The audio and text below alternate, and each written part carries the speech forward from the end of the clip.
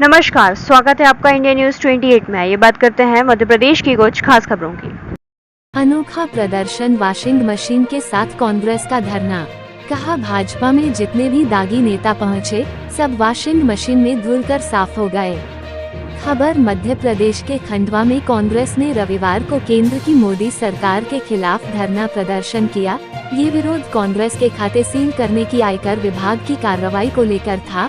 शहर के केवलराम चौराहे पर एकजुट हुए कांग्रेसियों ने एक अलग अंदाज में अपना विरोध प्रदर्शन किया। कार्यकर्ता अपने साथ वॉशिंग मशीन लेकर आए और उसे सड़क पर रखकर विरोध किया।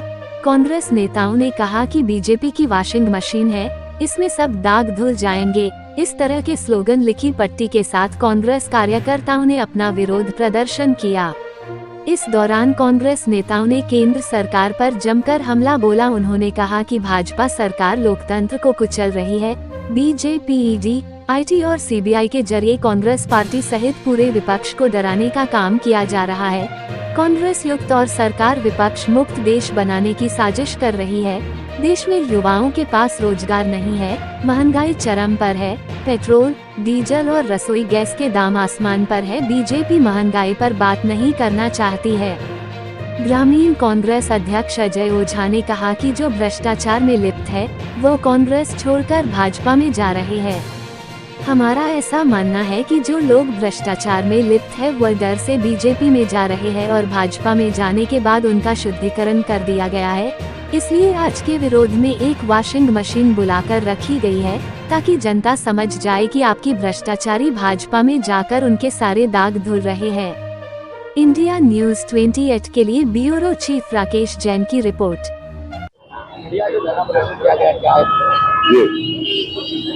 देखिए, मेरे दृष्टिकोण से भारतीय प्रजातंत्र खतरे में है। मौजूदा सरकार नहीं चाहती कि हिंदुस्तान में कोई विपक्ष रहे। ये उसी का नतीजा है कि चुनाव के समय ऐसे निर्णय लिए जा रहे हैं जिससे विपक्ष की परेशानी बढ़ रही है। ऐसे समय पे आईटी विभाग का उपयोग करके जो खाते फ्रीज किए गए हैं कांग्रेस पार्टी बड़ी अपने आप को मुश्किल में महसूस कर रही है, क्योंकि चुनाव का समय है। जानबूझ के ऐसे हालात पैदा किए जा रहे हैं जिससे पार्टिसिपेंट, सामने वाला जो भी प्रतिद्वंदी है, वो कमजोर पड़ जाए। हम इसकी घोर निंदा करते हैं। हम मांग करते हैं कि तत्काल उन खातों को जो फ्रीज किए गए हैं उनको मुक्त किया जाए और भविष्य में इस प्रकार की कोई राजनीति, गंदी राजनीति जिससे भारत का प्रजातंत्र बदनाम हो, उस पे कोई भी ऐसी स्थिति न बनाई जाए। धन्यवाद। क्या सरकार के खिलाफ क्या आरोप? सरकार के खिलाफ जो हमारे भारतीय राष्ट्रीय कांग्रेस के जो आरोप है बहुत स्पष्ट है और केवल इस बात पर आधारित है कि जो सरकार इनकम टैक्स का, ईडी का डर बता करके लोगों को और भारतीय जनता को भ्रमित करना चाहती है और भारतीय जनता पार्टी के लोगों को बड़ा पाक साफ दिखाना चाहती है और स्वयं कितनी पाप में डूबी हुई है, ये अभी आपको इलेक्ट्रल बॉन्ड के जो रिजल्ट आए हैं स्टेट बैंक ऑफ इंडिया के, उससे पता चल गया होगा। इनके पास में जितना 1000 करोड़ रुपए जमा हुआ है और उसके ऊपर जिन चीजों से छूट इनको नहीं मिली है, उसी के इनके 5000-7000 करोड़ रुपए इनकम टैक्स के बनते हैं। उसके बजाय इन्होंने क्या घोषित कर दिया कि कांग्रेस पार्टी का जो पिछला बकाया हुआ है जो 400 करोड़ रुपया, उसको 4000 करोड़ बता करके 400 करोड़ रुपए बता के उससे उनको वसूली करने की बात बताते हैं।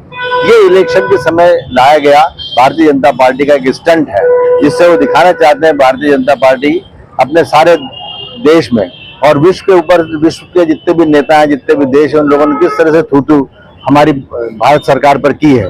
बिल्कुल स्पष्ट रूप से ये प्रजातंत्र के ऊपर आघात है, प्रजातंत्र के ऊपर हमला है।